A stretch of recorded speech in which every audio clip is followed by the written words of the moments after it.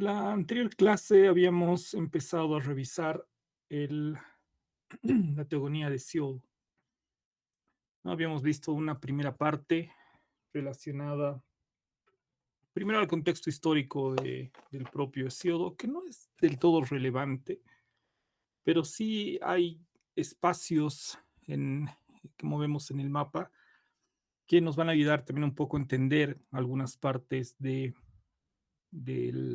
la propia obra, ¿no? Cuando Cronos escupe la piedra, la escupe en el Parnaso. En realidad es Zeus quien la clava en el Parnaso cerca de Delfos. Entiendo que la piedra estaba donde se ubicó el, el oráculo de Delfos, ¿no? Y como pueden ver, el Parnaso o el Parnaso está en la parte superior izquierda. El propio Hesiodo nace en Ascra, ¿no? Cerca de Tespias, donde se encuentra el cerro del Helicón, donde se encuentra con las musas. Y bueno, hay otros lugares que no dejan de ser importantes, ¿no? Como Atenas, Calcis, que les había comentado, ¿no? En la isla de Eubea, donde muere Aristóteles. Y bueno, del Golfo de Corintio para abajo, ¿no? Se encuentra el Peloponeso y la muy famosa Esparta. También habíamos visto, bueno, el tiempo en el que nace Hesiodo. Es pastor y agricultor, tiene un hermano, Perses. No, su vida no trasciende en todo caso las fronteras. Bueno, tampoco se sabe mucho de él, más de lo que él mismo dice en sus propias obras, lo que no deja de ser interesante y se diferencia además con la obra de Homero, ¿no? Hesiodo es, podríamos decir, autobiográfico en ese sentido, ¿no? Él se plantea, además, para establecer su discurso de verdad, como un pastor, ¿no? Bueno, como un pastor fundamentalmente, a quien las musas eligen y le dan un cetro que simbolizaría el poder, ¿no? El mando, el cetro con el que los reyes toman sus decisiones, además porque las musas, que es lo que vamos viendo más adelante, además porque las musas tienen dos funciones, por un lado de revelar la verdad, ¿no? En este caso, revelarle a Hesiodo toda la memoria en el sentido de Mnemosine, que es la madre de las musas, toda la memoria del pasado y de lo venidero, ¿no? Que sería la segunda función de las musas, que es aconsejar a los reyes. ¿No? Se aparece en el monte del Helicón, se aparecen las musas, que hemos visto son 9. Hay un fragmento que he mostrado la clase anterior, como pueden ver abajo, que está en griego. Fragmento, bueno, como todas las diapositivas, la voy a pasar también esta diapositiva al Classroom para quien lo desee pueda descargar, que es un fragmento cuando yo aprendí griego clásico, pero básico, ¿no? Muy básico. Es un fragmento que me gustaba mucho, además, porque está según la primera declinación, si no me equivoco, o a lo mucho la segunda, pero si no me equivoco es la primera declinación, ¿no? Que les dejo un texto bastante fácil de traducir, especialmente quienes ya han pasado, quienes están, no, lo ignoro en realidad si se está dando griego en este semestre, pero quienes habrían llegado a un griego 3, a un tercer nivel, creo que podrían traducir fácilmente el texto, ¿no? Eso simplemente es una libertad, si vale el término que me he dado para colocar ese fragmento que me parece, bueno, personalmente me gustaba harto. Entonces, son las musas quienes le dicen a Hesiodo todos los secretos, podríamos decir, de los reyes. Y es básicamente, sí, nos quedamos aquí.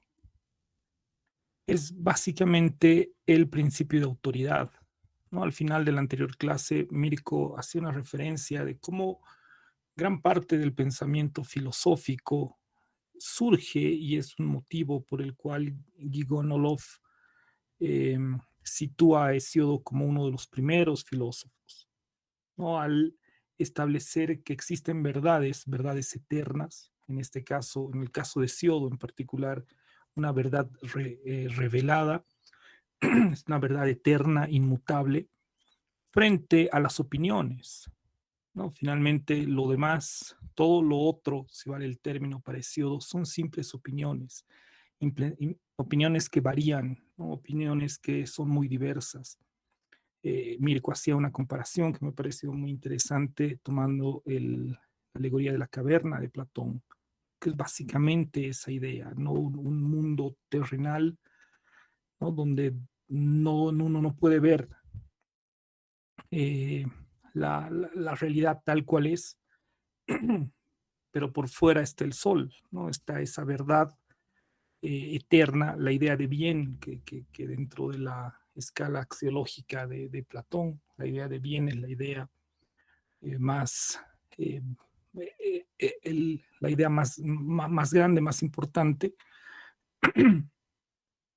pero asimismo todas las ideas, ¿no? La idea de justicia, la idea de virtud, todas son inmutables, ¿no? Todas son verdaderas en el sentido de que no son de este mundo, no son de este mundo que varía, que cambia, así como para Hesíodo, la verdad que le revelan las musas no es la misma que las opiniones de las personas. Y además esa es una forma en la que Hesíodo sitúa su discurso como un discurso de verdad, ¿no? Porque él mismo, en la obra que él ha escrito, obviamente, menosprecia su cualidad de ser pastor, ¿no? El primer momento en el que se dirigen se dirigen las musas a Hesíodo, lo primero que le dicen es, como pueden ver en el fragmento, ¿no? Pastores del campo triste, oprobio,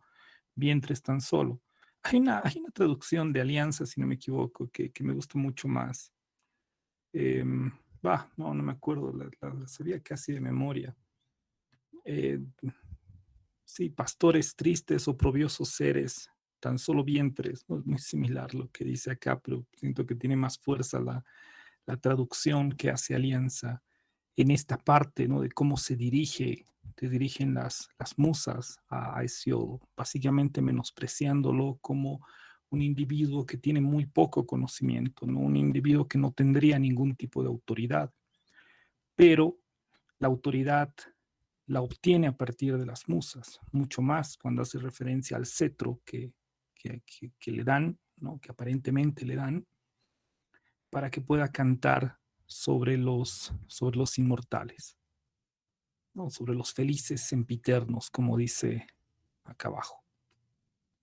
Pastores rústicos, le dice en la traducción de Alianza, pastores rústicos, oprobiosos seres, tan solo estómagos. Me gusta mucho más ese inicio de cómo se dirigen las musas. Bueno, bajo esa traducción, ¿no? Se dirigen a Hesíodo.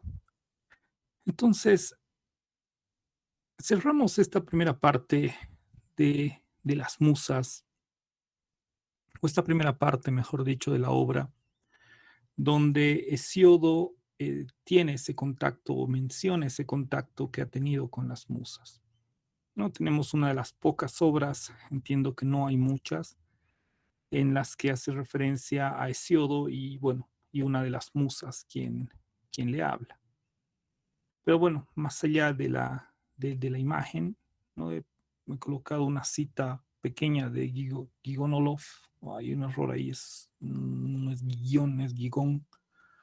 Olov, que se llama Orígenes de la filosofía griega, de Hesíodo a Parménides, que dice, este es pues el primer elemento filosófico con el que nos topamos en Hesíodo, ¿no? La pretensión de que él está enseñando la verdad y que es una verdad que es además inmutable, ¿no? Y que está por encima de las opiniones de las personas, ¿no? De las opiniones que podemos encontrar en las personas.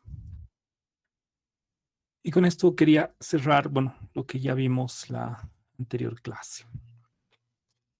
Vamos entonces a los relatos cosmogónicos. ¿Cuál es el conocimiento que las musas les revelan a Hesiodo? El primer relato cosmogónico empieza con un personaje sumamente importante e interesante. Vamos a ver más adelante algunas traducciones que se han hecho sobre Caos. Básicamente yo tengo dos, ¿no? La que hace Gideon Olof y Kirki Raven, ¿no? Que vamos a ver más adelante. Entonces, el texto empieza, ¿no? Y aquí le pediría a alguien, por favor, que me ayude. Ahora sí, alguien que me ayude en la lectura. Denme un minuto, por favor. Denme un minutito. Ahora continuamos.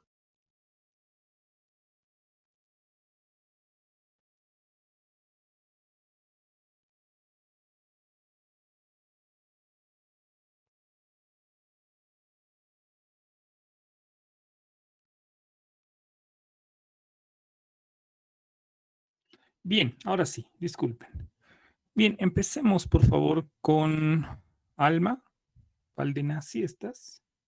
Buenas noches. Sí, Buenas no leo. noches. Te Eh, pediría, por favor, me ayudes con este fragmento. ujú, eh, Cosmogonia. En primer lugar existió el caos. Después Gea, la de amplio pecho, se es siempre segura de todos los inmortales que habitan la nevada cumbre del Olimpo. En el fondo de la tierra, de anchos caminos, existió el tenebroso Tártaro. Por último, Eros, el más hermoso entre todos los dioses inmortales, que aflojó los miembros y cautiva de todos los dioses y todos los hombres el corazón y la sensata voluntad de sus pechos. Perfecto, te agradezco mucho.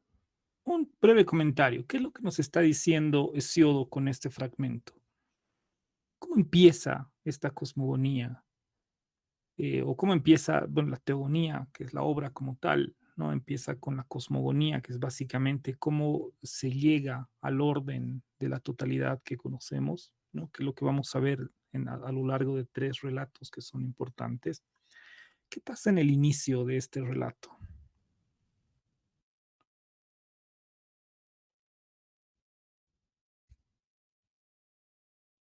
¿Alma?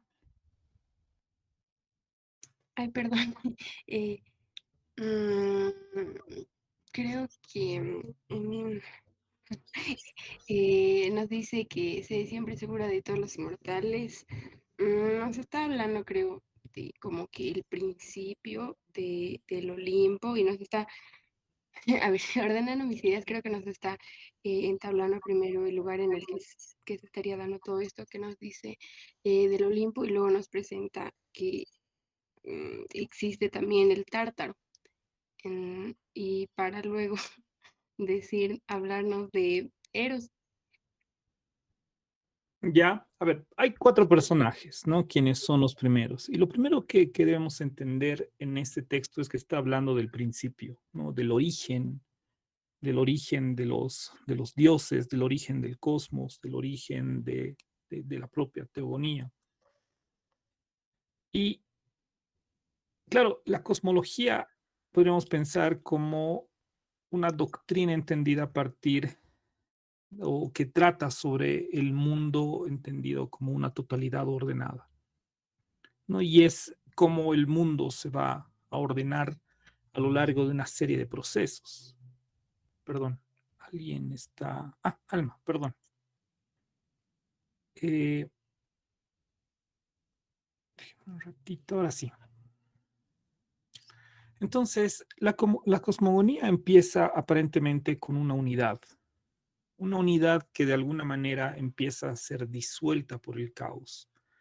De ahí la importancia de este primer personaje, podríamos decir, aunque no es un personaje como tal.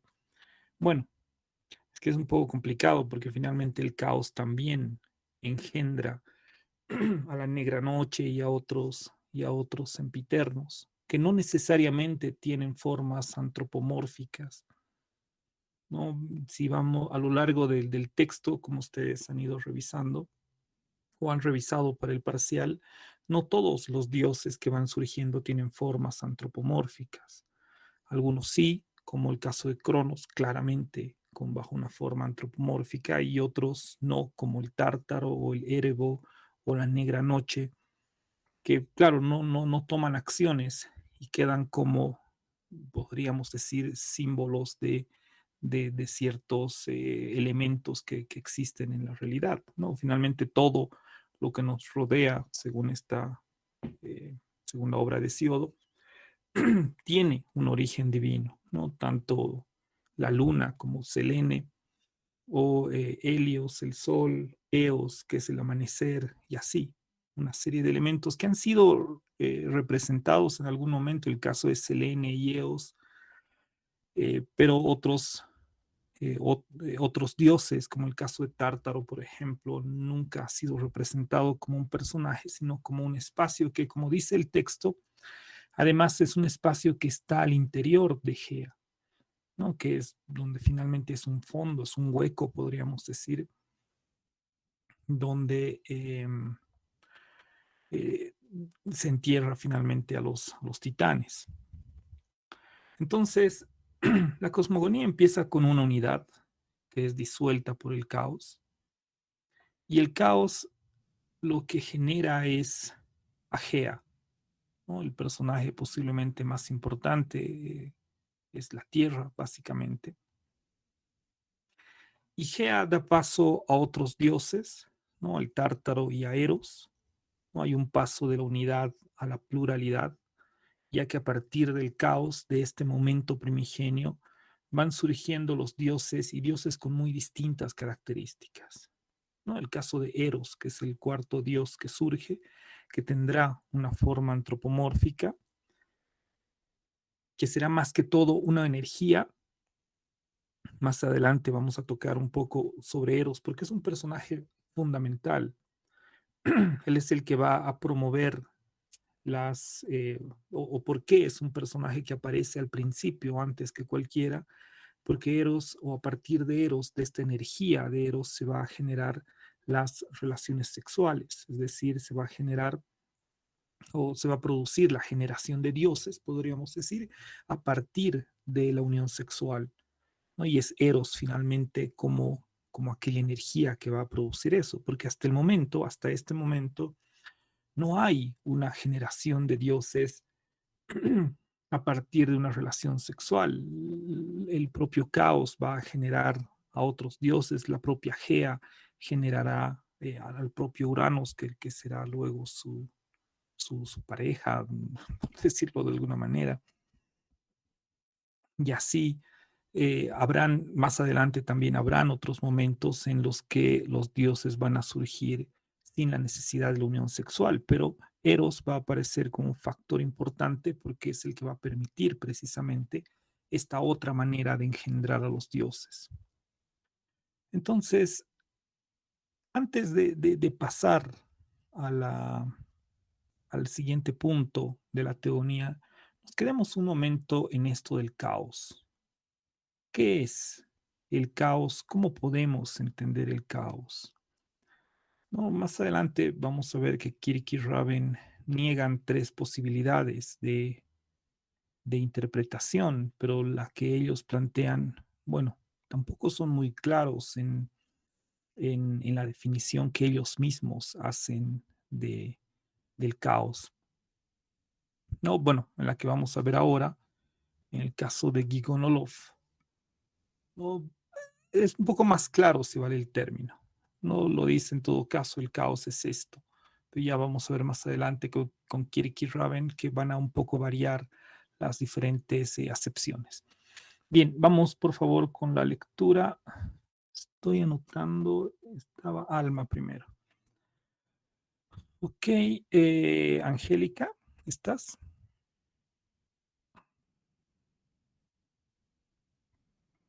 Brian, Brian, Jorge, Angélica. Te pediría, por favor, me ayudes con este fragmento. Sí, se te escucha un poco como alejada, pero se te escucha. Pero no, listen. Ahora sí te escucho bien. Sí, desde pero hasta el siguiente párrafo, hasta acontecimientos, antes de Hesiodo. Me olvidé tapar esa línea. Ah, ya. Eh, pero sucede también que el principio puede ser lo más primitivo, informe y elemental. En su naturaleza frontal lleva la polaridad de estar tanto por encima como por debajo de lo siguiente. Todos estos motivos se hallan ya indicados en Hesiodo. El principio por el que se pregunta es la raíz de la que brota todo lo siguiente y también una realidad duradera de la que como fondo va recibiendo el ser todo lo demás. Hemos de ver cómo el principio, que es llamado caos en Hesiodo, significa bien a las claras el espacio en el que tiene lugar todo el curso de los acontecimientos. Perfecto, te agradezco mucho. Angélica, ¿qué más o menos nos está planteando Hesiodo? Y esta es una pregunta también para todos. ¿Cómo está entendiendo Guigón Olof el caos? ¿Cuál es la idea que nos plantea? A mí me da una sensación de relación con Anaximandro. Olof no lo plantea.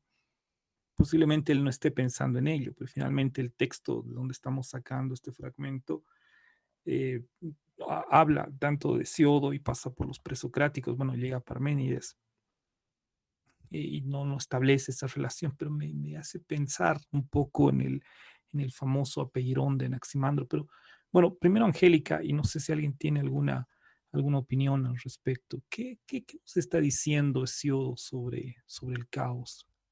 ¿Qué es el caos o cómo entenderíamos el caos? Sería, bueno, acá en el texto menciona que es como la raíz, menciona, ¿no? La raíz. Es decir, si es una raíz, entonces es donde se ha generado, se ha germinado y ha habido varias ramificaciones y eso ha sido el principio. Entonces, no sé, eso sería el caos. Tenemos que es un principio, ¿no? Es una suerte de arjé, un principio y poder, ¿no? Porque arjé, como seguramente ustedes han llevado desde colegio, los términos más importantes posiblemente, especialmente para leer a los presocráticos, ¿no? Es el arjé como el principio, pero también como el poder. Eh, ya que palabras como anarquía, por ejemplo, u oligarquía provienen no de kratos, como en el caso de democracia, de demos y kratos, sino en el caso del arjé, va a dar forma a oligos y arjé, ¿no? Que será algo así como el poder de unos pocos, o la anarjé, bueno, o anarquía, ¿no? Es decir, sin poder. ¿No? Es una suerte de poder, pero también es una suerte de principio. No empezaríamos bajo esta definición que nos está planteando Olof. ¿Qué más diríamos del caos? ¿O cómo ven ustedes esta definición?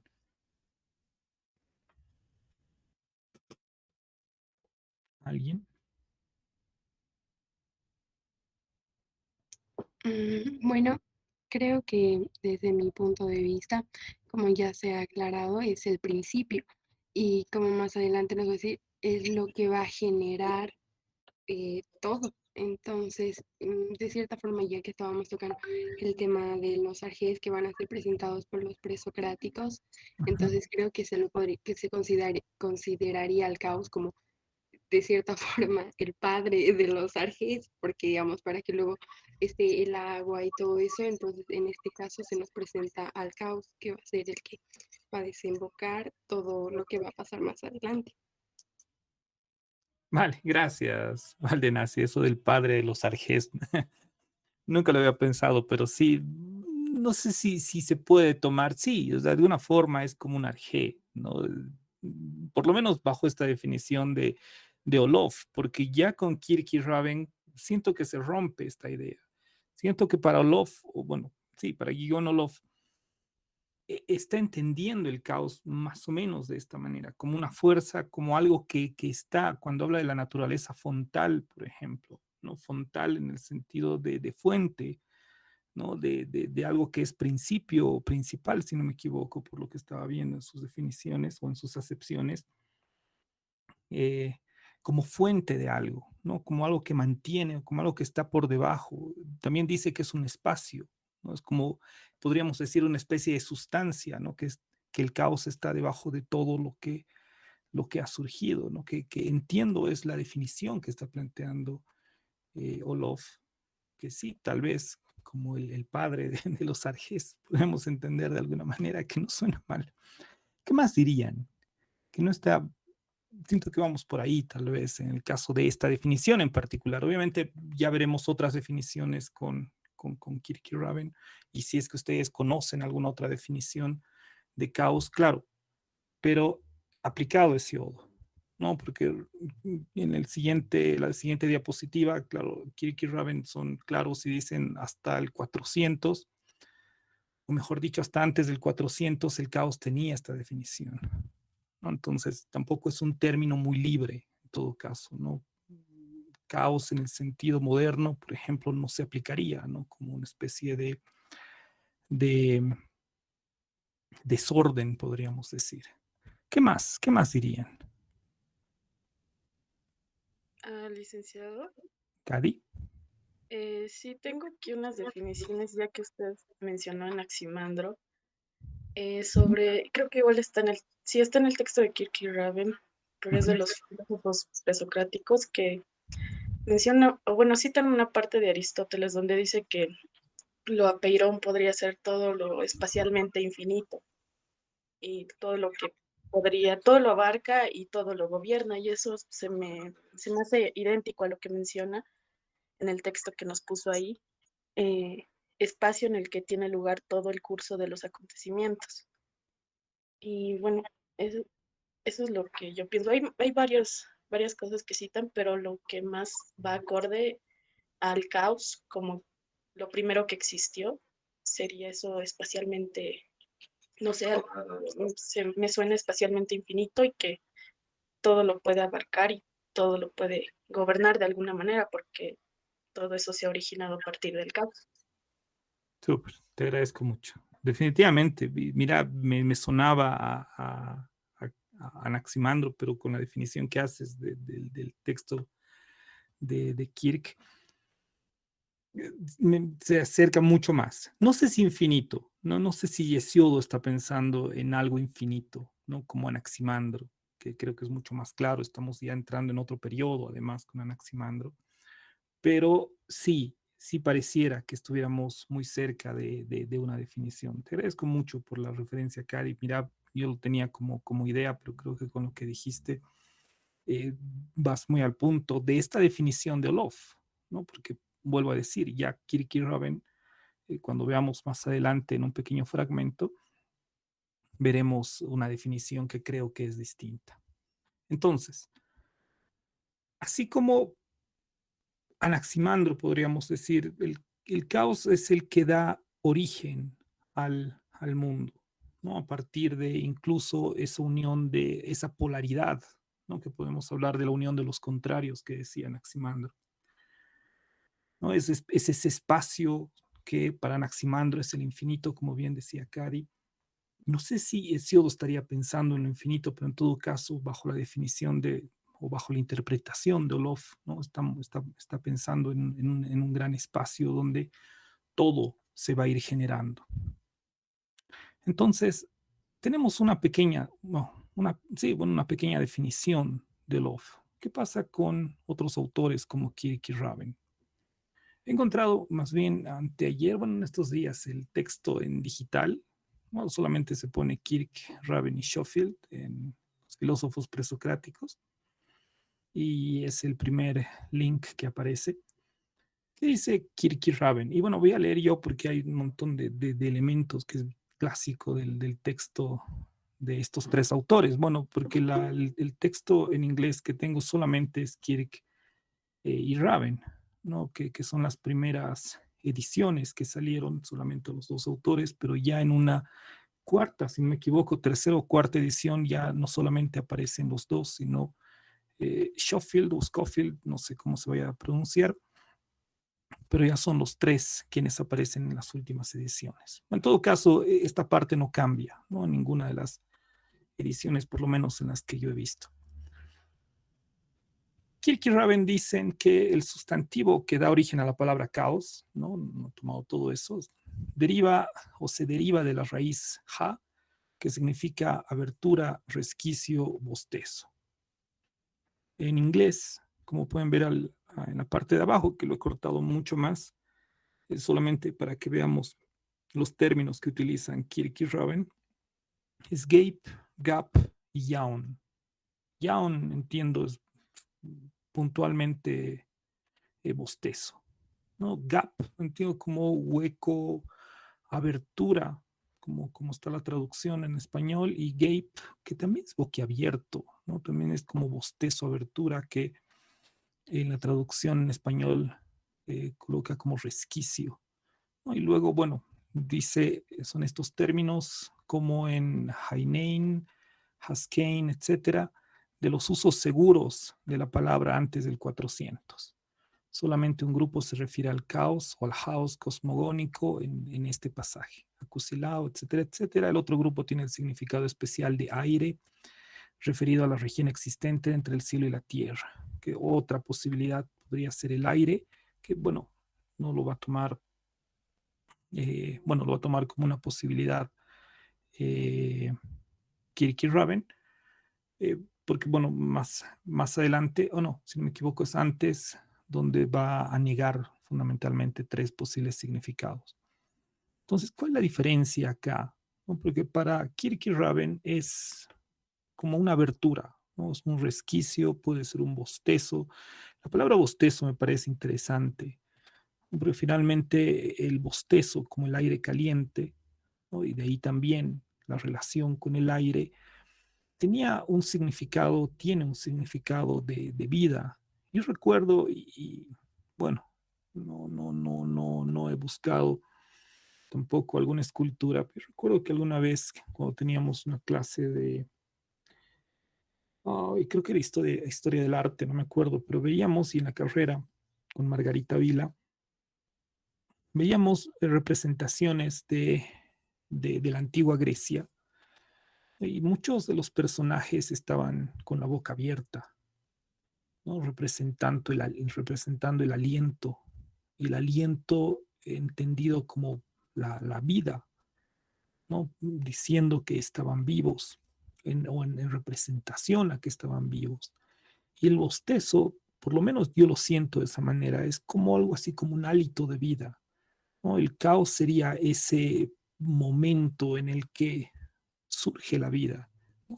Algo simplemente se abre, lo que nos lleva con esta definición, creo que mucho más claro, a ese paso tan importante de discusión de la filosofía de la unidad a la pluralidad, ¿no? Era una unidad, se entiende en un principio, solamente para los cristianos, solamente para el cristianismo. Dios crea la tierra ex nihilo, es decir, desde la nada, ¿no? En otras cosmogonías, como la que estamos viendo de Siodo, es imposible la creación desde la nada, siempre empieza este ordenamiento del cosmos a partir de algo, ¿no? A partir de esta unidad, que es el caos como un aliento, como un bostezo, como una abertura, que también Olof menciona, ¿no? Habla como a ver, veamos, hay una parte donde, como un fondo, creo que es más adelante, no estoy seguro, que Menciado también menciona como una abertura o algo por el estilo, pero bueno, luego establece esa definición. En este caso, como les digo, parece más como una abertura, como un aliento, pero creo yo un aliento de vida, ¿no? Que es lo que permite el paso de la unidad a la pluralidad, que es lo que va a permitir toda esta generación de dioses, ¿no? El caos sería la fuente de todo lo existente, pero no en el sentido de ese arjé, ¿no? Como veíamos, como Alma establecía en esa relación de todos los arjés, posiblemente la primera definición que se ha establecido de una suerte de arjé, con la definición de Cady, creo que mucho más claro, mucho más cercano a Anaximandro, sino parecería más bien un momento en el que de la unidad que podríamos decir inamovible, inmutable, ¿no? Un bostezo, un aliento, un hálito de aire caliente, porque eso es un bostezo, ¿no? Que además es también una grieta, ¿no? Es lo que ha generado todo el movimiento posterior. Y en ese sentido, Kirk y Raven sostienen que el caos, además, o mejor dicho, que Hesiodo le habría atribuido una supremacía notable al caos, ¿no? Por ello es importante realmente quedarnos a trabajar un poco el significado. Ellos rechazan de inicio tres posibles significados, ¿no? En primer lugar, la definición de Aristóteles, que posiblemente la definición que está planteando Olof, ¿no? Porque en, en, la, perdón, en la traducción en español habla del lugar. No he colocado todo el fragmento para no llenar de puros fragmentos, pero cuando habla de Aristóteles, ¿no? Aristóteles había definido el caos como lugar, ¿no? Pero en inglés habla de space, ¿no? Espacio, ¿no? También podemos entender como lugar. El problema de este significado, dicen Kirk y Raven, ¿por qué no es espacio? ¿Por qué no es lugar? Porque es un significado que se le ha dado al caos muy posterior a la teogonía, ¿no? Entiendo después del siglo IV, ¿no? Y hablamos como hablamos de la teogonía pertenece al siglo VII antes de Cristo. También hace referencia a que este es el significado que aparece propiamente del caos en el Timeo de Platón, ¿no? Y es probable que Aristóteles haya tomado esa definición de caos de su maestro, ¿no? Que finalmente es Platón. Otra definición que ellos niegan, que Kirk y Raven niegan, es la de los estoicos, que definen el caos como el agua. Es que sería algo así como lo que se vierte, ¿no? Lo que es vertido. Aunque bueno, también en la traducción en español dice, ¿no? Lo que se vierte, si no me equivoco, y puntualmente agua, ¿no? Y en inglés igual, ¿no? Water. Y la tercera definición, bueno, la que no se puede tomar es la definición moderna, ¿no? Que la interpretación de una especie de desorden, qué sé yo. Entonces, bueno, tendríamos una idea, yo creo que no muy profunda, en todo caso estamos solamente viendo estos autores. Una idea mucho más clara sería ya entrando al propio griego, seguramente, ¿no? Trabajando un poco con lo que hace Kirk y Raven a partir de las raíces que van a formar el caos, ¿no? Pero en todo caso, el caos, como creo que, como dicen Kirk y Raven, realmente tiene una importancia bastante grande en la teogonía porque es finalmente ese, no sé si Dios, ¿no? Porque parece que no lo fuera, ¿no? A partir de esto que dicen Kirk y Raven, no pareciera un arjé, ¿no? Para yo no lo creo que sí, pero para Kirk y Raven pareciera más bien como un, un momento de vida, ¿no? Pero que no es que desaparece tampoco, porque más adelante, creo que no vamos a volver a ver un fragmento sobre el caos, pero bueno, más adelante el caos también va a dar vida a otros personajes como el Erebo, ¿no? Entonces tampoco es un aliento que desaparece, un bostezo que abre la unidad y da paso a la pluralidad, sino que es también algo que se mantiene, ¿no? Pese a que, bueno, después de un par de menciones más, si no me equivoco, desaparece, ¿no? de la narrativa de Hesiodo. ¿Qué pasa con otro personaje que también es sumamente importante? Posiblemente el personaje más importante de la teogonía, porque en torno a ella va a girar prácticamente los tres relatos cosmogónicos, ¿no? Finalmente la Tierra, Gea, es como decía Hesiodo al principio, es el espacio, el lugar donde habitan, ¿no? Todos los seres inmortales, ¿no? Pero también, obviamente, los seres mortales que surgirán más adelante. Entonces, entiendo que Gea ha sido considerada en la Grecia como una deidad primitiva, ¿no? Como el símbolo de la tierra, como el símbolo de la fecundidad. Clases atrás, si no me equivoco, Mirko también mencionaba, ¿no? que la primera deidad en el mundo griego ha sido una mujer. Entiendo que la deidad más antigua, ¿no? No de las deidades que han sido importadas desde la Asia o de otras partes, entiendo que sí era una mujer parecida más a Artemisa que a Gea, pero en todo caso, Gea de alguna manera va a responder a una divinidad que está relacionada con la tierra y evidentemente la fecundidad, ¿no? En todo caso es la tierra, ¿no? A diferencia de Artemisa, ¿no? Que ya no es la tierra, sino la diosa de la agricultura. Pero bueno, hay algunas diferencias que, claro, hay que entrar un poco más a profundidad para entender todo este tipo de relaciones, ¿no? Que además tampoco es que Grecia era una unidad donde todo lo que decimos ha ocurrido en toda Grecia, ¿no? Sino que en Esparta, como en Atenas, como en Beocia, en Ascra, donde vivía Hesiodo, evidentemente habían influencias distintas, ¿no? La misma lengua entiendo que era distinta, me imagino, algo así como el portugués y el español, tanto en Beocia como en Atenas. O bueno, pero entiendo que no había esa unidad como a veces se piensa cuando hablamos del mundo griego.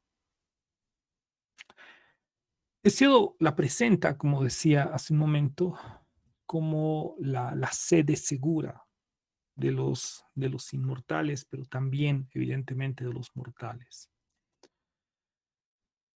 No tenemos mucho más que decir, ¿no? En este momento, simplemente que Gea es la primera diosa que surge después del caos, ¿no? La diosa madre, y es además, creo yo, el personaje más importante porque todo ronda en torno a ella a lo largo de la teogonía, o especialmente de estos relatos cosmogónicos, no de toda la teogonía. En relación a las representaciones, ¿no? Las que estamos viendo acá, entiendo que es una de las representaciones más antiguas de Gea, que aparece ella entregando a un bebé recién nacido a Atenea, entiendo que es Erictonio, no desconozco a ese personaje, pero interesante es que Gea ya era representada como una deidad antropomórfica, como también en la figura de la derecha, ¿no? Con una especie de diadema en el cuerpo, perdón, en la cabeza. Y en la imagen que está a la derecha, que es la famosa gigantomaquia del altar de Pérgamo, donde Gea aparece, ¿no? En la lucha, ¿no? Bueno, en la representación de la lucha entre los titanes y los gigantes, ¿no? Y Gea aparece, que también es una representación muy usual, entiendo, aunque no he encontrado, pero sí algo que menciona Elvira Barba, que las representaciones que se conoce, y esto se sabe por Pausanias, que habían imágenes de culto a Gea a lo largo de toda Grecia, ¿no? Que hoy han sido perdidas, Entiendo que la más antigua es la que estamos viendo a la izquierda, o una de las más antiguas en todo caso, pero se representaba bastante o muchas veces a Gea simplemente con la mitad del cuerpo afuera, ¿no? Si bien era un ser antropomórfico o era representado como un ser antropomórfico, la representación era como un ser que estaba saliendo de la tierra. ¿No? Hay otros personajes, bueno, que no han sido, no siempre han sido representados. Bueno, en todo caso no conocemos, como el caso de Uranos, por ejemplo, que es el cielo. No sabía, bueno, igual por Elvira Barba, que Vitruvio había sugerido hacer un templo en honor a Urano que no tenía techo, ¿no? Simplemente con columnas, porque evidentemente Urano, que es el cielo, no era en incongruencia colocar un techo para evitar verlo, si vale el término.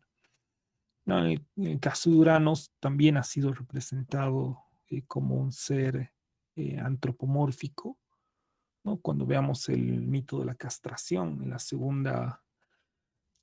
el segundo relato cosmogónico, bueno, ahí veremos una imagen de la castración de Uranos por Crono. Otro personaje es el Tártaro, ¿no? Que se ubica, como dice en la primera parte, como leímos, en las profundidades de la propia Gea, donde fueron inicialmente, perdón, donde fueron inicialmente encerrados los cíclopes y los hecatonquiros, o los hecatónquiros, y luego es cuando Zeus restituye los privilegios, restituye el orden el, del cosmos, en todo caso hace de toda esa batalla un cosmos, ¿no? Le da orden, ¿no? Son los titanes quienes son arrojados al Tártaro. ¿No? Pero no hay mayor, creo que no hay mayor definición, no hay mayor elemento que nos puede interesar sobre ese personaje. Ahora bien, aparece otro personaje que, como decía hace un momento, no deja de ser muy importante, que es Eros, ya que Eros es aquel que va a determinar la diferenciación respecto a la generación de los dioses. ¿No? Eros sería el responsable y es el motivo del por qué Eros aparece al principio de la obra, ¿no? Porque sería el responsable de la generación sexual y Olof también dice y antropomórfica de los dioses, ¿no? Es decir, los dioses engendrados mediante la unión sexual serían todos antropomorfos, no como la noche, el tártaro o el propio Uranos. Bueno, aunque tampoco es una norma en todo caso. Porque Uranos sí tendría una forma, no sé, antropomórfica por todo lo que implica, ¿no? La castración y todo ello, ¿no? Se supone que tendría una forma antropomórfica, pero bueno, bajo esta definición que también plantea Olof, Eros no solo sería el responsable de la generación sexual, sino también de las formas del antropomorfismo de los dioses posteriores. ¿No? En ese sentido, Eros es también una fuerza, ¿no? Es una energía que va a producir las relaciones sexuales. Lo que sí es un hecho es que hasta Eros, hasta que aparece Eros, y por ello vuelvo a decir, es uno de los primeros, no se produce una generación por relación sexual, por unión sexual, ¿no? Y es él el que va a gestar o el que va a producir a partir de la energía que entiendo él representa, va a ser posible la generación de los demás dioses mediante la unión sexual.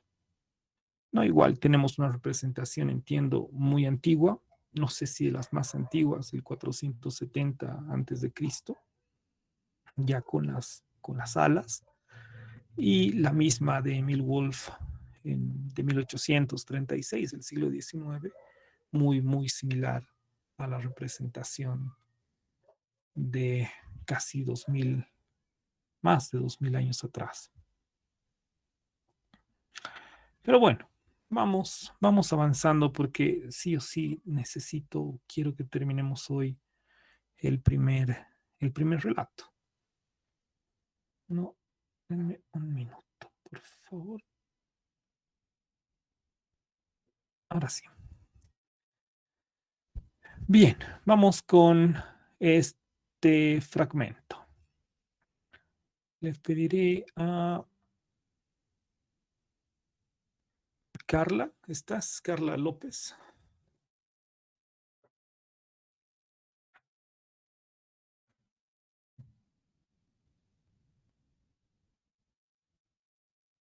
Entonces,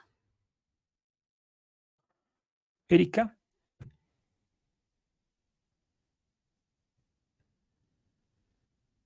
Sí. Erika, te pediría, por favor, me ayudes con la lectura de este fragmento. Está bien. ¿Qué alumbró primero al estrellado Urano con sus mismas proporciones para que la contuviera por todas partes y poder ser así sede siempre segura para los felices dioses?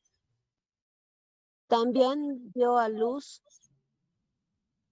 a las grandes montañas, deliciosa morada de dioses, las ninfas que habitan en los boscosos montes. Ella igualmente parió al estéril piélago de agitadas olas, el ponto sin mediar el grato comercio.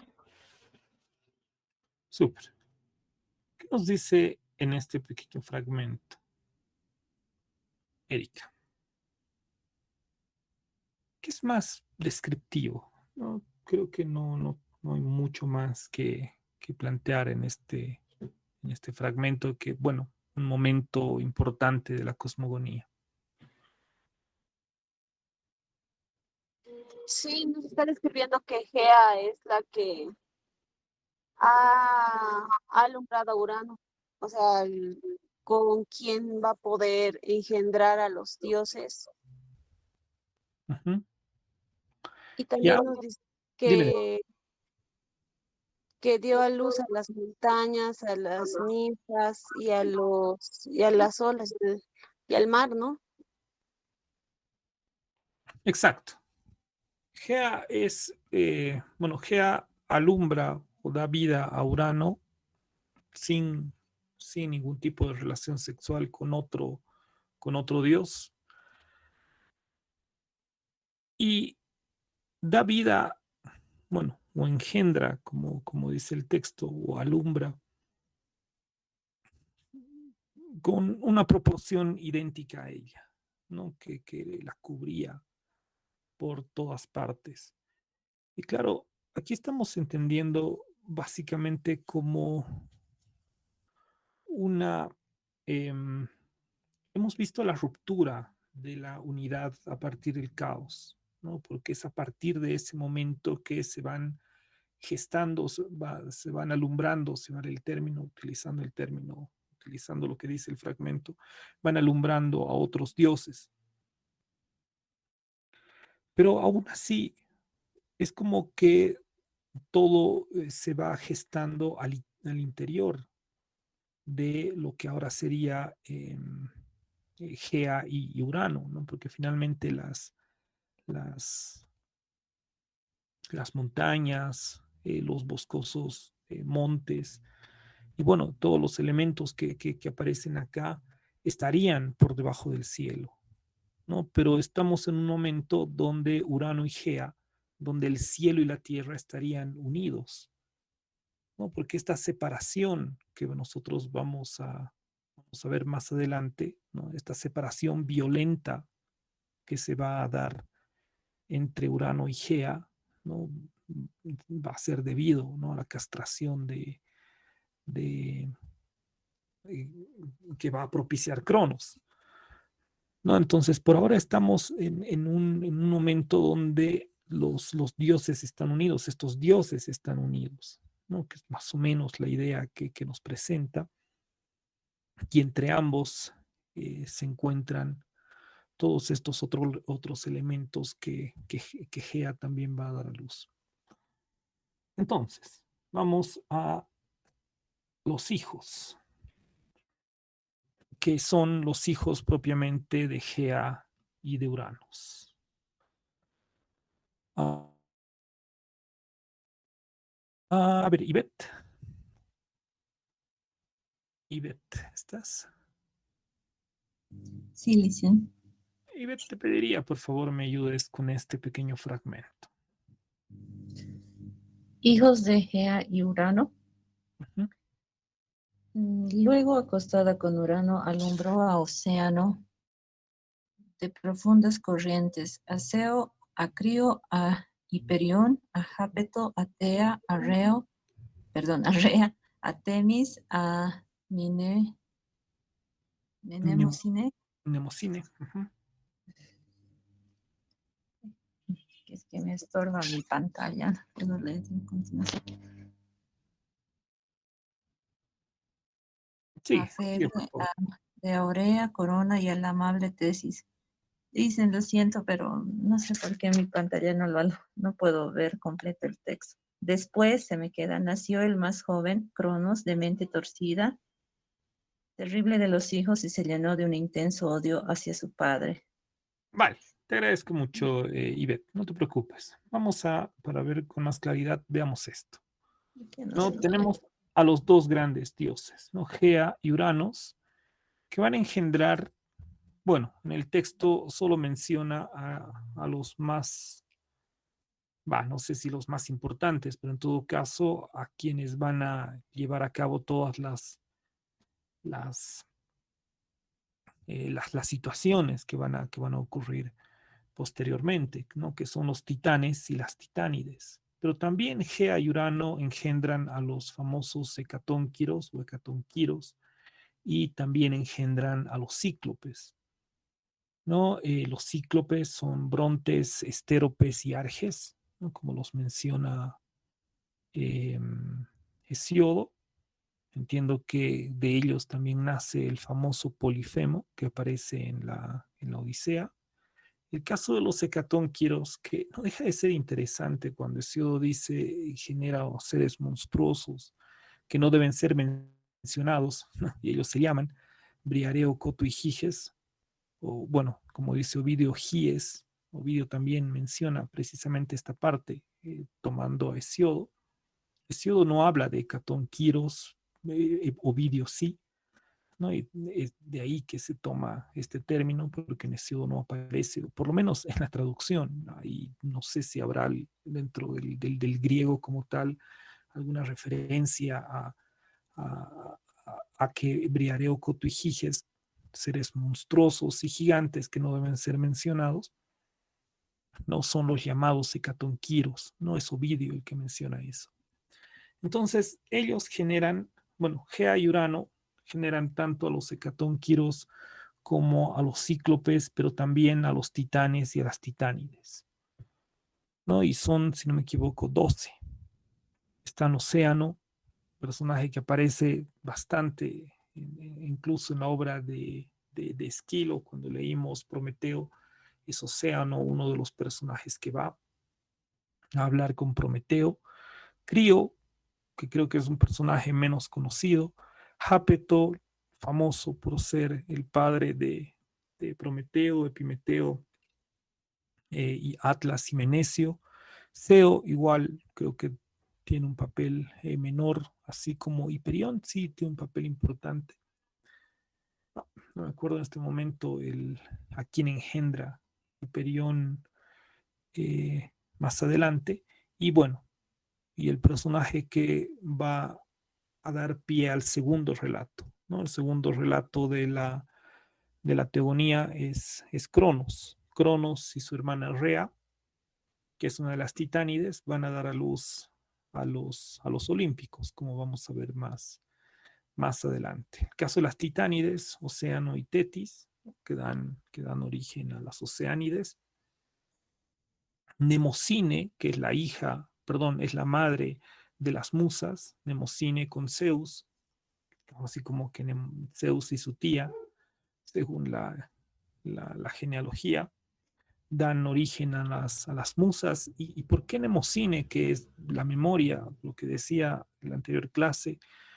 No estamos hablando acá de la memoria como entendemos nosotros usualmente, ¿no? Como un recuerdo de nuestras experiencias, sino Mnemosine en el sentido de una memoria de todo lo que ha ocurrido en el pasado, como todo lo que va a ocurrir en el futuro, ¿no? Y es precisamente esa sabiduría la que tendrían las musas, ¿no? Ellas sabían lo que había pasado y por eso le narran a Hesiodo todo lo que estamos viendo ahora, ¿no? Todo lo que hemos leído en la teogonía. Y también, como dicen las musas, ellas aconsejan a los reyes porque saben lo que viene en el futuro. También están Temis, Febe y Tea, personajes más desconocidos, creo yo, que formarían parte de las titánides, ¿no? Entonces, este sería el primer relato, ¿no? El primer relato que empieza con caos y se va a cerrar con el origen de los titanes, de los dioses, que van a empezar a generar el orden del cosmos. Todavía es un cosmos, podríamos decir, todavía es un orden donde Gea y Caos están unidos, ¿no? Donde el cielo y la tierra no han sido separados como ahora entenderíamos. Entiendo que para los griegos el cielo era algo así como una bóveda que estaba en las alturas, no sé, no diría 1000 años atrás, porque esto es inmemorial, si vale el término, estaban juntos, ¿no? Hasta que se produce la castración, ¿no?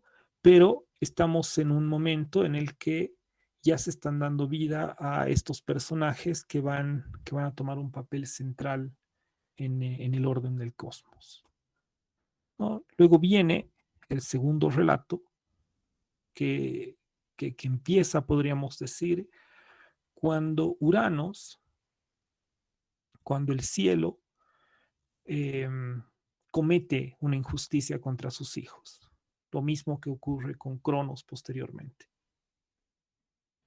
Bien, nos quedemos acá y además aprovechemos de si es que alguien tiene alguna pregunta, alguna duda. Yo espero que la próxima clase podamos cerrar el segundo y el tercer relato y ya cerrar prácticamente la teogonía. Tal vez nos falte alguna cosa, ¿no? Que la podemos terminar el próximo martes. No sé si alguien tiene alguna pregunta, alguna duda, algún comentario sobre este primer punto o sobre esta primera parte que hemos visto, ya sea de las musas, que ya en la anterior clase discutimos un poco, y sobre esta primera parte, este primer relato cosmogónico de la teogonía.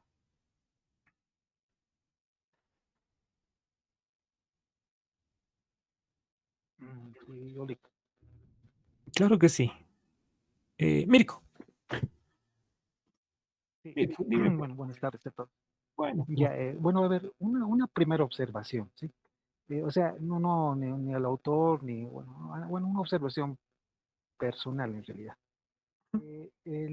No olvidemos que la forma de escritura del relato de esa época no tomaba en cuenta una causalidad natural como la tomamos en cuenta ahora, ¿no?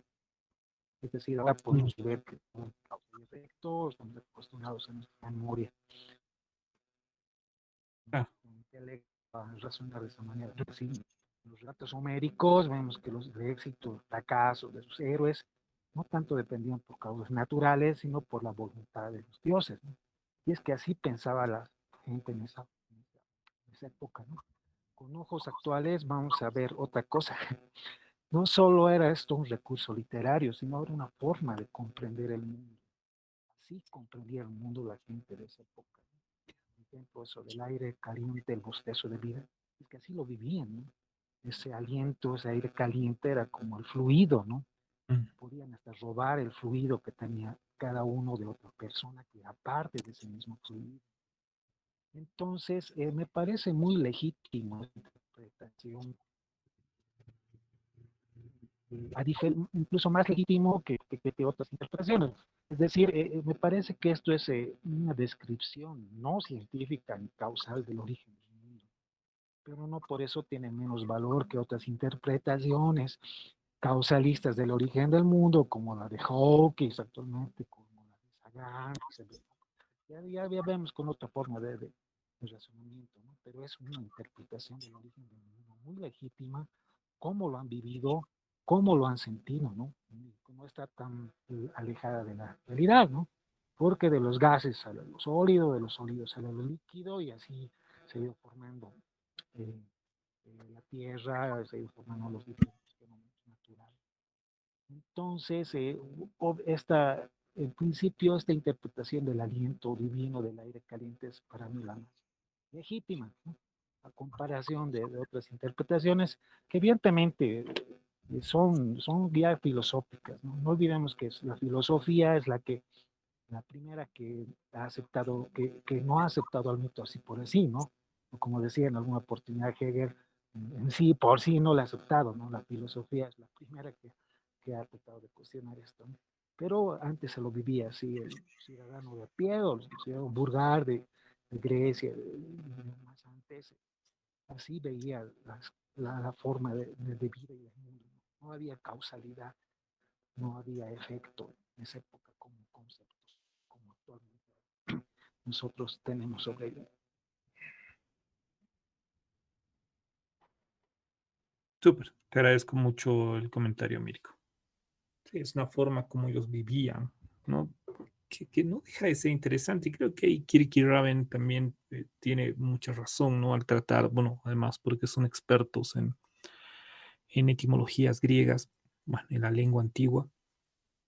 El mismo hecho de entender estos relatos en función del tiempo y obviamente muchos de estos conceptos, en particular el caos, eh, que han sido entendidos de otra manera, incluso hasta nosotros, ¿no? Tenían una acepción muy específica en el caso de este momento, ¿no?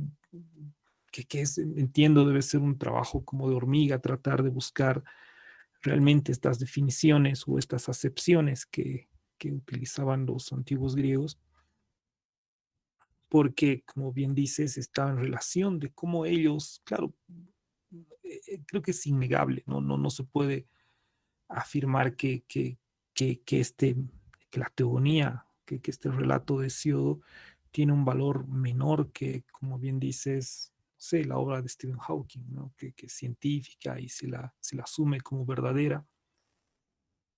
O bueno, hay quien la asume como verdadera, no sé si todos, pero no estaría en un rango inferior ni dentro de una especie de ficción, sino dentro de una forma muy vivida, como dices. Y creo que es importante aclarar en en la lectura, perdón, en la lectura de estos textos. Bien, no sé si alguien tiene alguna pregunta o duda también. Bien, entonces nos veríamos el día jueves. Les agradezco por haber estado hoy. El jueves comenzamos con el segundo relato. Espero que podamos llegar al tercer relato. Creo que sí, este es un poco más corto.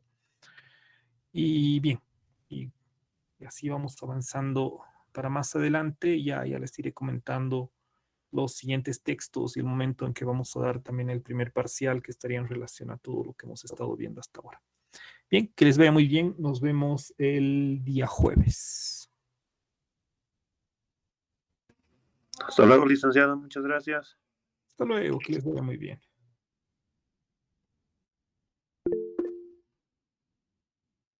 Hasta el jueves. Hasta el jueves, que les vaya muy bien.